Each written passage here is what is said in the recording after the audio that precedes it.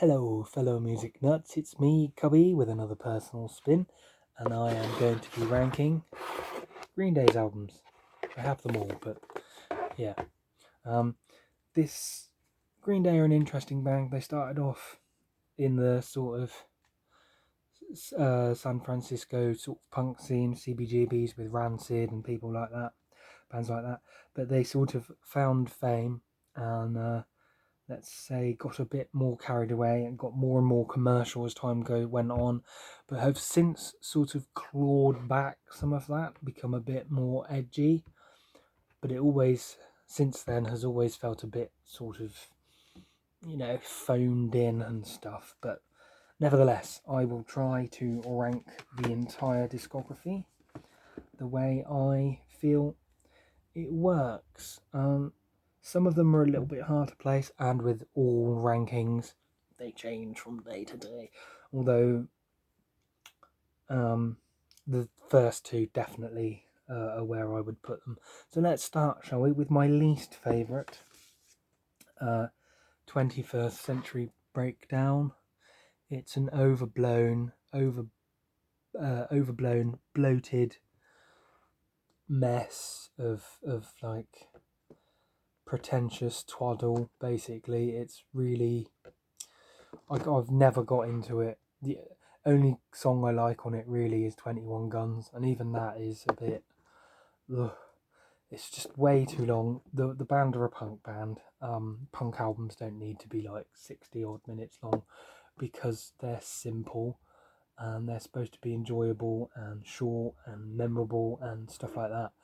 And this just goes on for way too long. And by like the second chapter, I've just completely lost interest. So nah, oof, no. And then the same thing happened with American Idiot, only it was the first one. So it's slightly better. And I saw them live on this tour, and they were great. So I give them props for that. But again, just so long and just no, it's just the songs aren't that interesting to need to be 9 minutes long. It's 9 minutes of like the same thing over and over again, and blah. The songs that are good though are really good. Like She's a Rebel, Holiday, Boulevard of Broken Dreams, the title track. They're all right, but some of it's so overblown, and I get them wanting to do something new, but they could have added something a bit more to it if they were going to make it that. No, right. So we got those two out of the way. The next bit I kind of struggled with for various reasons. So they released their trilogy Uno Dos Tre, I don't know. Yeah, that. I only recently got them, so I've only listened to them X number of times. I do consider them to be separate albums though, so I separated them. But it was difficult because it kind of sees them going back to their roots, but in a more commercial way, which is fine. Quite a lot of the songs are catchy and things like that. But I think the least interesting for me is Trey. It's just very much like Uno. Yeah, Uno. In the sense that it's punk, and they're released very quickly after one another, and I don't know, it's good. There's nothing wrong with it per se, but it's just very similar to the other one, and so yeah. But that said, it is quite catchy. Ex Kid is pretty good. Brutal Love is also pretty good. Dirty Rotten Bastards is pretty good. Drug, Sex and Violence is also pretty good. So it's not a bad album. It's far better than the last two, that's for sure. But out of the three of those ones, it's probably my least favourite. Oops, bang. Next, we have Revolution Radio. Very much kind of similar to the Uno Dos Tres Trey thing. This one's a little bit edgier, and I think because it isn't part of a trilogy, it's a little bit more thought out and a bit more finished, if you know what I mean. That's another thing about the trilogy, that they kind of all feel a bit not rushed, but like they had so many songs, they just want to put them all out and then bang, they're done. They didn't put that much thought into them, whereas this feels a little bit more thought out, I think is the word. It's not bad. It's kind of a return to form, but not quite. As I say, it's a little bit more commercial, but I quite enjoy it. Next we have, oh yes, oops, Insomniac. This is from that box set. Give them their due, it's quite different to everything else they put out, but it's also really dark. And I've always struggled with it a little bit. It's probably their heaviest album, but I don't enjoy it as much as the others. I never have really. I don't know why.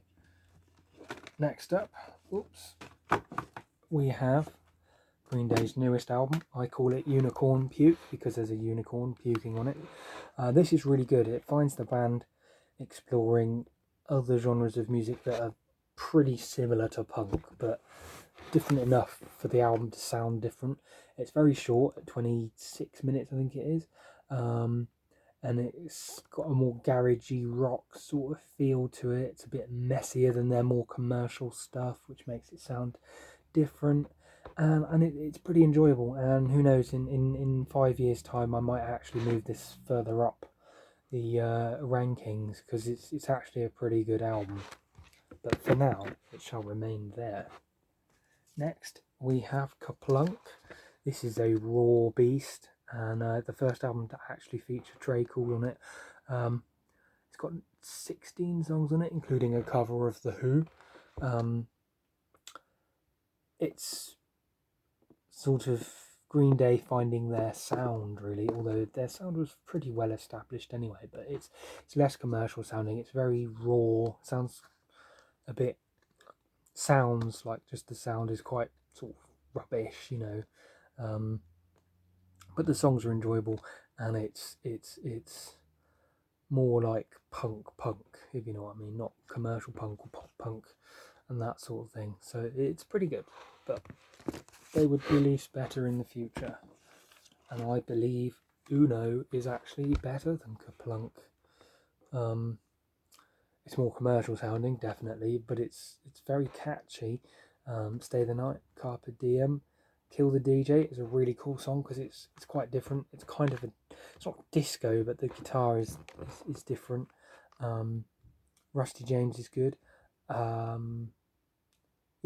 the whole thing is it's a really catchy album. This album is obviously designed to be really catchy, and it is. So there we go. Next we have the first album.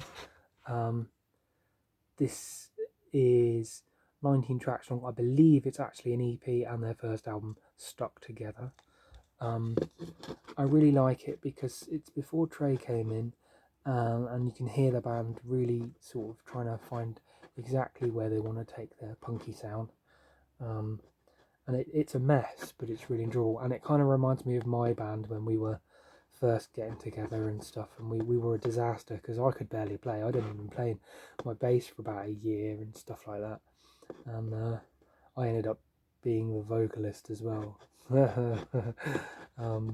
And it reminds me of that, so I think that's why I placed it higher than Kaplunk, because Kaplunk is a bit clean, but it's still quite messy. Next we have Dos, which is the Mike Dirnt covered album in the trilogy. This is quite interesting because it's definitely more of a garage rock, even more garage rock than Unicorn Puke. It's really quite different, and it even contains Lady Cobra, who is somebody I've never even heard of, rapping, which is interesting. So the band are really trying something new here in quite a lot of songs, although they still retain their punky, sort of pop punky sound. very commercial. I don't think many punk rocker people would actually like it, but I like it. It starts off with an acoustic song as well, and yeah, it's pretty good actually. I quite like it. I've only listened to it twice. Next we have Warning, which saw the band sort of being like a sort of a folk punk thing. There's a lot more acoustic guitar in it. It's a much calmer album than some of their others, although there are some faster songs like Church on Sunday and Castaway. But overall, it's definitely more calmer. I don't know if you could call it more commercial. I don't really like using that word, but it's the only word I've got. So, it's enjoyable. I like it. So now we're down to the top two. Oh, top two. These two I really struggle with because I really like them. So second we've got Nimrod. Nimrod is a fantastic album. It's all over the place in terms of musicality. You've got punk songs, ska songs, heavy rock songs. Some of them are almost heavy metal-y, like Take Back is really quite aggressive. And then it goes into King for a Day, which is like ska. So it never quite gets to the ska point in terms of like syncopated stuff, but it's got horns and stuff. Some fabulous bass playing by Mike. And overall, a great performance. It's a great album. But it's not quite as classic as Dookie, which is a classic. It's kind of touted as the album that brought punk rock and sort of ignited the pop punk thing that would go on until about 2003. And it is really good. I mean, it is fantastic. It's such a good album that I grew up with. And so there we go. It's my top favourite Green Day album. I almost called him Dookie then. There we go. Thank you for watching. I am Cubby. This has been a personal spin. This has been my ranking of the Green Day discography. I will at some point be actually reviewing the albums individually in more detail at some point, but not yet. So stay tuned for that at some point. And coming up, I've got a ranking of Linkin Park's albums and many other rankings and reviews. I still have to finish my David Bowie reviews as well. Got 2 more albums of those. They'll be coming up fairly soon. So yes, thank you for watching. If you like my videos, please like and subscribe, and I will see you soon. Goodbye.